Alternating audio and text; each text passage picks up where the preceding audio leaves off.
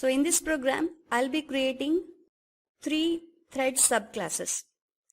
I'm creating 3 instead of just 1 because I want to see which of them will be getting the CPU core and whether we can see interleaved output from their functions. This is one of the ways in which you can create a thread. And as I said yesterday, any code that you want a thread object to execute, that should be placed within run method. Public void run. This is the entry point for thread execution. Just as we have main function for any Java application, run is the main entry point for this particular thread. Since our objective is mainly to study thread creation and the functions defined over them, I'll be writing a simple code.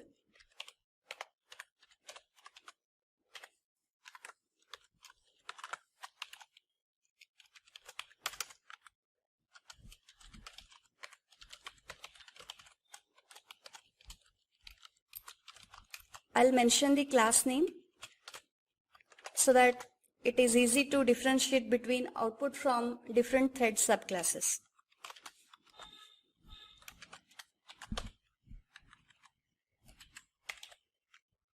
We can copy the same class definition .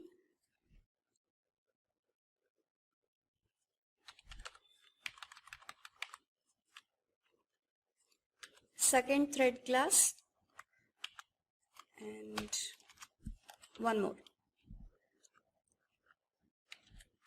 I'll change only the class name. This is Q.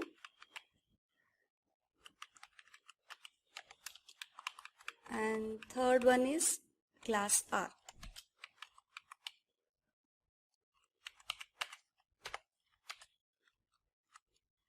So I have definition for 3 thread subclasses. And why do I say thread subclass? Because these classes are extending standard thread class. Just as we had regular classes extending exception to become an exception subclass. Similarly, I have written extends thread here. So once the class definition is ready, I can create objects of those threads, thread classes. So this is first one, second, and third.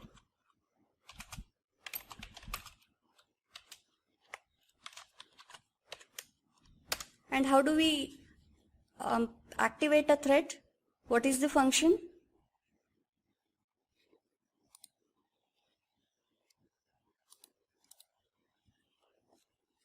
Start. Start.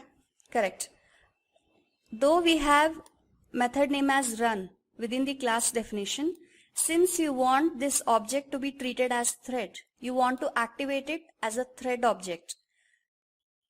You have to write start call. You cannot write run. If you invoke thread object using run, suppose you write r.run, then that will act as a regular object. It will not be treated as thread and you will not have the effect of multi-threaded programming. I have 3 thread objects. Let me activate each one of them.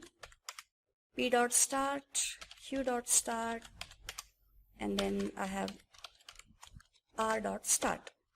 So the moment you call start function, it will implicitly transfer the control to run method. Since this is the entry point for a thread object, whatever code has been placed within run, that will be executed. Now you might ask me, can I have any other member function? Sure, that is possible. Suppose apart from run, if you have print, then you can call this function from the run method. If there is a need to call this print function, then you can place a function call in this way. that works.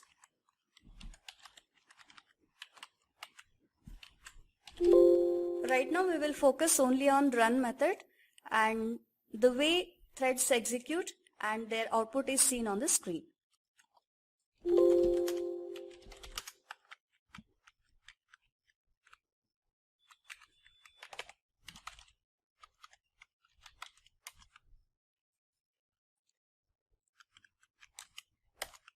There is some syntactical error here.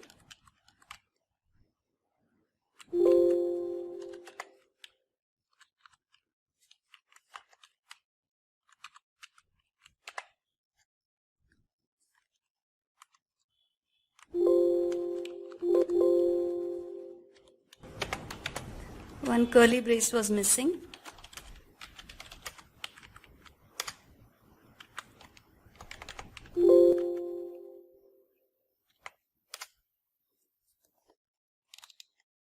So if you observe the output, we have 3 threads and the statement within them are giving us the output in interleaved fashion. It is mixed. Once you get 2 statements from P thread, not 2, they are 3 in number, then you have 2 statements from R, then Q, so it is interleaved. Whereas in regular program, with non-multi-threaded approach, how will be the output? First you get all the 10 statements from P class, then from Q, and then from R. So you will be seeing the output in the same order in which they were invoked. But now we have classes which are made as thread subclasses. So whenever the CPU is free, if any CPU core is free, that will be allotted to individual thread objects and that uses the CPU core for its execution. And yesterday we checked how many CPU core this particular system has. It has 4 CPU cores. So on each of those cores, whichever is free, that is being given to individual thread objects. So you are able to see the interleaved output. Now we will see some functions which can be invoked on thread object. And first we will see sleep function.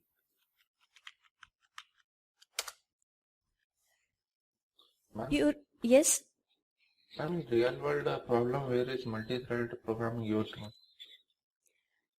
If you have a application, a real-time application, and in the same program, say there are different modules, you want different computation results, then each of those functions can be written within thread definitions. I gave one example yesterday. Suppose you are developing one application for some statistic purpose, and in that, accepting some array, you want to compute different values, statistical values. Say there is one module that computes standard deviation and another one frequency and one more method for some other value. So instead of following non-multi-threaded, you can place that module, you can have that code to compute individual values as part of different threads. So given any application, if you want to modularize your code and you want them to be executed in parallel, in concurrency, then you can make use of threads. The only condition is they should be independent. If you write the code in such a way that one computation is dependent on another, then obviously that has to be executed in serial order. But if there are computations which are independent from each other, if there are independent modules, then each of them can be given to individual thread objects. Okay, thank you.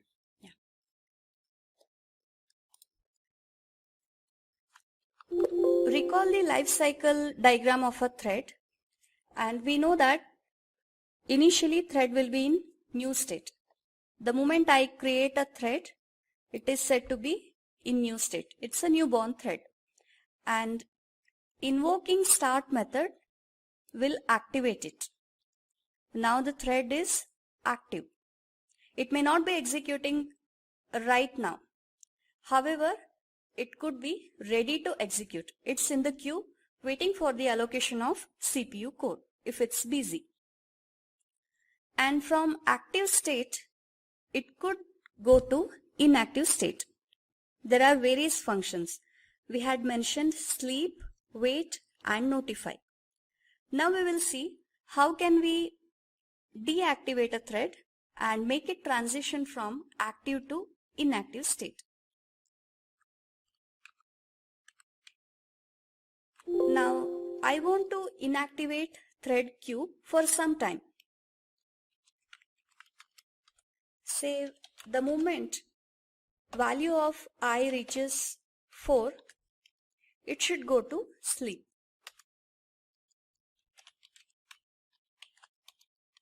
And when I write sleep function, I should also pass some argument.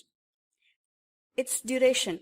For how much duration this particular thread should go into sleep mode. And the value will always be in milliseconds. 1000 milliseconds. So only when I value reaches 4, it will be in inactive state for 1000 milliseconds. And once that duration is over, it will again continue with its execution. So it prints value 4 and then keeps on executing till it reaches the value 10.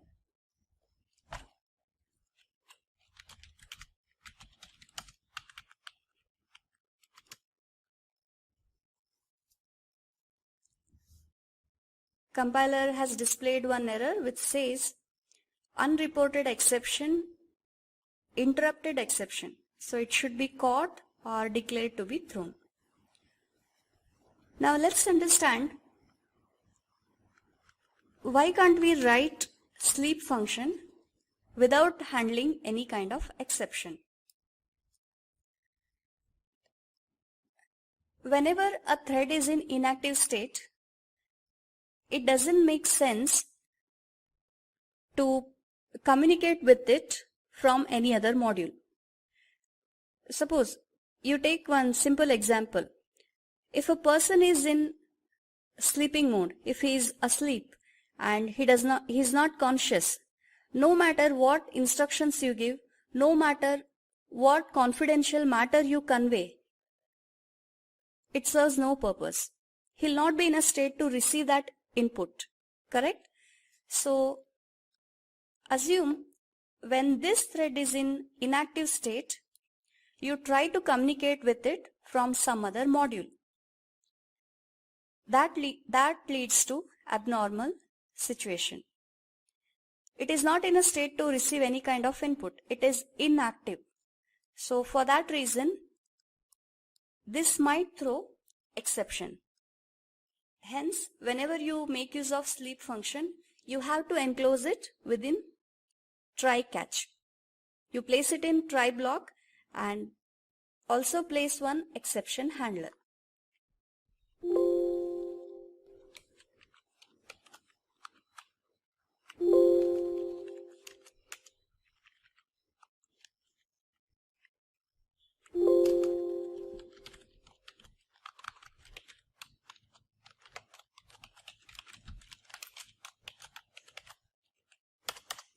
How you deal with that is up to you.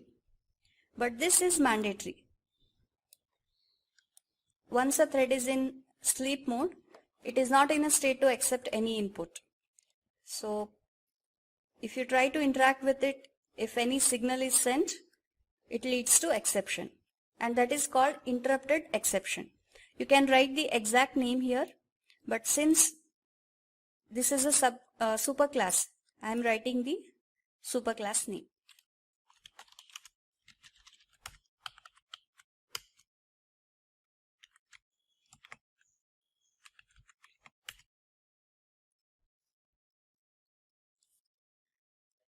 Did you notice the delay? we had added sleep function, for class Q, and whenever it reached value 4, I value reached 4, we sent it to sleep mode for 1000 milliseconds. If you want the delay to be more pronounced, if you want it to be more noticeable, you can change the value. Now it is 5000 millisecond. When I execute the code, observe the output from thread Q.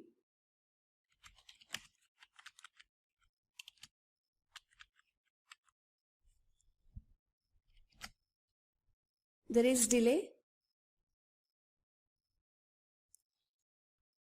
Is it noticeable? It had already executed 4 times till value 3. But after this statement, there was some delay. Correct. And only when that time window expired did it continue with rest of the statements. So that's how sleep method works. Yes? Ma'am, the whole output displayed in 1 second, ma'am. Then how is that a 5-second delay? 5000 milliseconds only for this thread. No, ma'am, the whole output only came in 1 second, ma'am. There are 2 points to be noticed.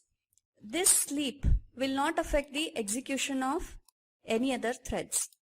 Okay, they continue at their own pace. It will not hamper their execution, and until value of I reaches 3, it also executes at its own pace, and so is true for class R.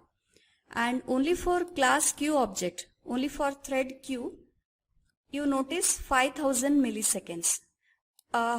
When you convert it to seconds, what's the value?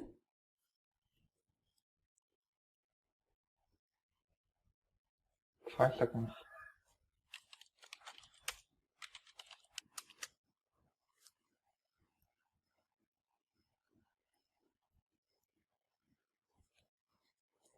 All right. Jairaj, Yes, ma'am. and the time to execute and display rest of the statements from object Q, that is not affected by that sleep method. It's only the intermittent delay from Q3 to Q4. Fine. Now let's talk about priority. In every operating system, each process will have some priority. And even if we don't assign or modify any kind of priority, each of the process will have some default priority. And same case with threads, because thread is also ultimately a process, a lightweight process.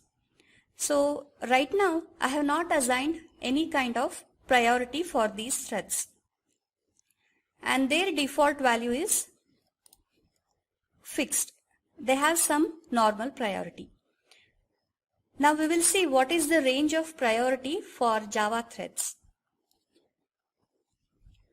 If I don't explicitly mention, their priority will be 5, and this is normal priority. And if you wanted to have high priority, highest priority, it is 10, max priority. And if you think a particular thread's execution is not that important compared to other thread objects, then you have to assign minimum priority. This is the lowest. So these are different levels. If you don't mention, this is default value, this is highest, and this is lowest. However, that doesn't mean you cannot have any value in between.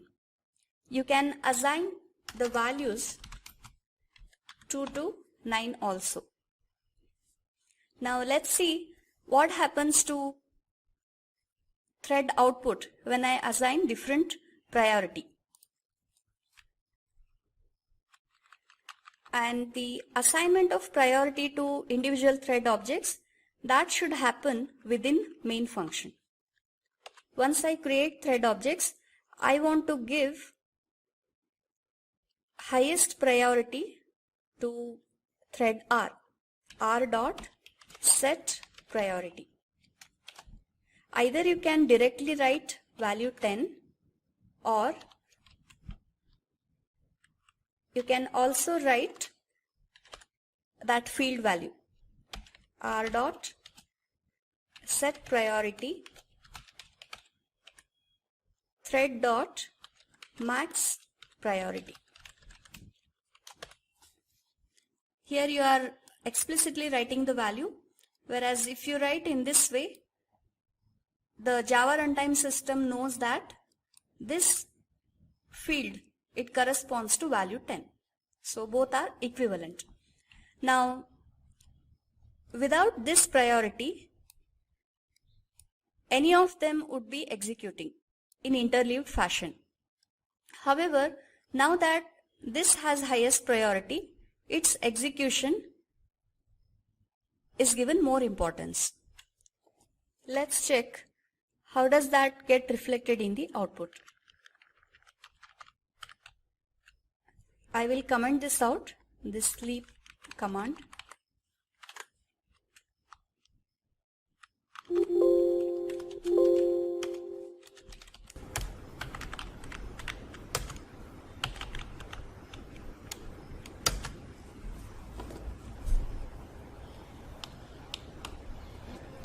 So if you look at the output,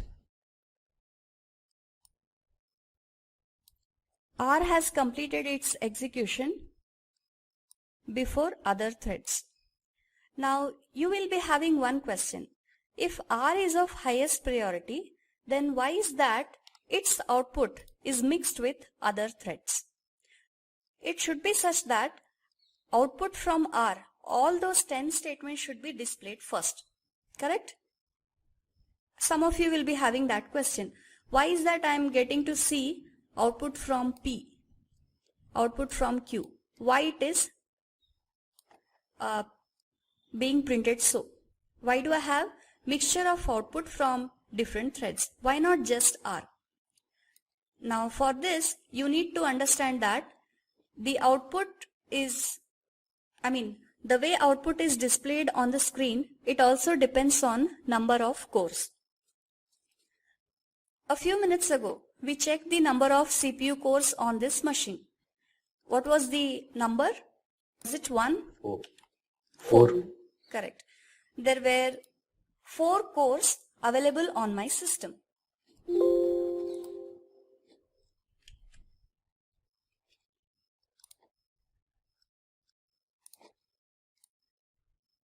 First one, second, third, and fourth. And assume all of them are free. Okay. Now how many threads we have? They are only 3 in number. P, Q and R. So if all of them are free and the priority is in this way, I have given highest priority to 10, and what would be the value of P and Q? Priority value? It is default 5. Obviously this will be given highest preference. So assume the first core is allotted to thread R. Now do you think just because they have less priority, lower priority, they should not be allocated these 2 cores even though they are idle, even though they are free? No. If you do so, then that defeats the very purpose of multi-threaded programming. So can't I allocate free cores to them? It is possible.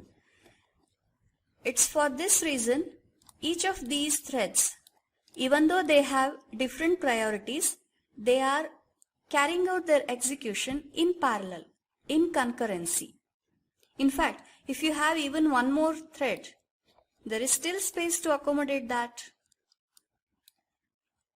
And even that can execute concurrently. That's not an issue. So giving priority, highest priority to a thread, it will not have different effect, more pronounced effect when you have sufficient number of cores. Okay, that's why you could see output from R with highest priority as well as from P and Q, because they have got their own CPU cores to execute. And when I say priority, it is only for the CPU core allocation for these threads. However, on the screen, if you want to display, that is an IO operation, correct? You are producing the output to be displayed on the screen, output device. So for this, whichever is executed, so that's output will be displayed, and you will be seeing the interleaved output. Now, when is this more useful? Setting higher priority value for thread objects. If the number of threads is less than the number of cores, free cores, CPU cores, then R will not have any advantage. It will not have more advantage. However, if the cores are less, suppose on some system, on a dual core system, you will be having only 2 CPU cores. And in this case, say you have 4 threads. And now you assign highest priority to R, lowest to Q, and these are having normal value, which is 5.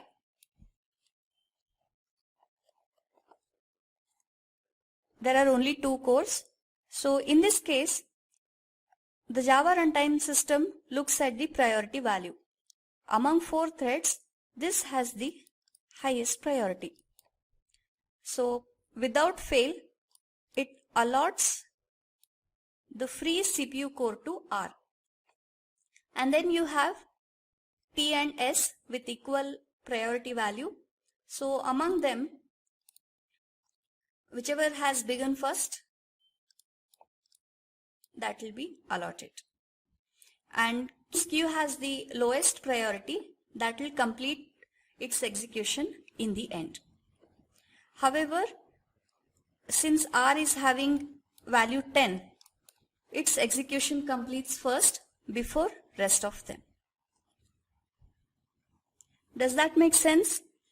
Setting priority value by the programmer will have more effect. It is more useful when there are less number of free cores. Now we will move on to ID. We will see ID concept in case of threads.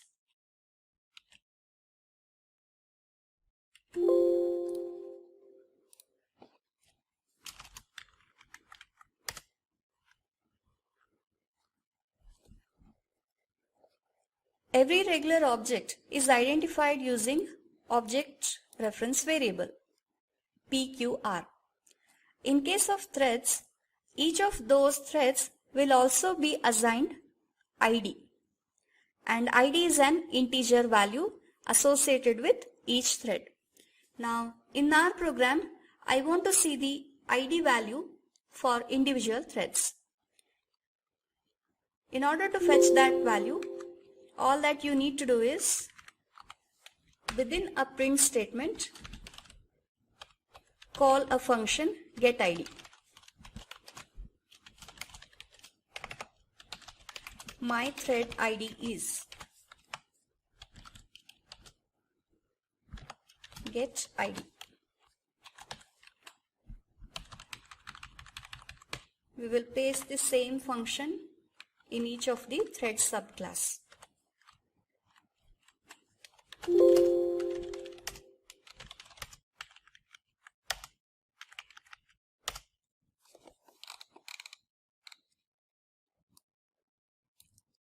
So one thread has value 11, 9, 10.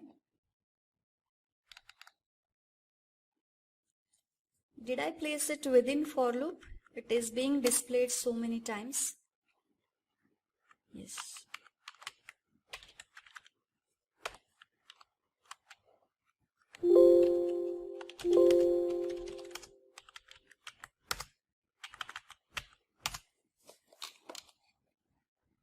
One ID has value 9, then 10 and 11. All user threads, user defined threads will have ID starting from 10. All user defined threads will have ID value starting from 9, 10, 11. If you create 3 more, they will have the value in incremental order, 12, 13 and 14.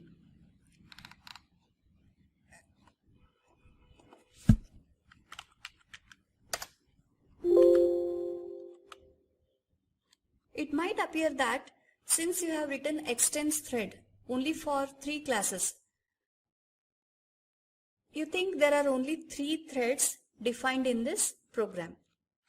However, main is also one thread. That is also another thread of execution. So is it possible to print ID of main? Let's check. I'll copy the same statement, get ID function, and I paste it as the very first statement in main method. Main thread ID.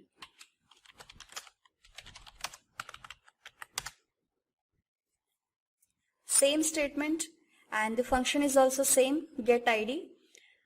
Yet the compiler complains saying it cannot find the symbol. Observe the difference. The same function getID was earlier in thread subclass, correct? This class Q or R and even P, they are extending standard thread class. So they could use it directly. And this getID function is defined in thread class, standard thread class. So since it is defined in thread class, it can be directly used from any of its subclasses. Same as with regular functions. If you define any function in a superclass and you want to use it in subclasses, you can call it directly, correct? Because you are intrinsically borrowing that method. GetID is like a member function for this class Q. However, it is not the case with this class, thread_demo. Inside main, you are writing this function getID. However, this main is part of thread_demo. And this thread_demo is nowhere related to thread class. There is no direct relationship between them. No inheritance, no superclass or subclass property. So that's why you got an error when you try to compile it. So how do we print this? How can we access a regular member function of another class? We need to have an object, correct? But in this case, I want to print my own ID. I am main function and I want to know my own ID. I don't want to find out thread ID of some other object. If that is so, what is the point in trying to print main thread ID? If I write p.getID, I will get the value. If I write q, you will be printing someone else's ID. But I want my own ID. So the change has to be in this way. This function is present in thread class, and if you want to refer to your own thread reference, then there is one more function, current thread.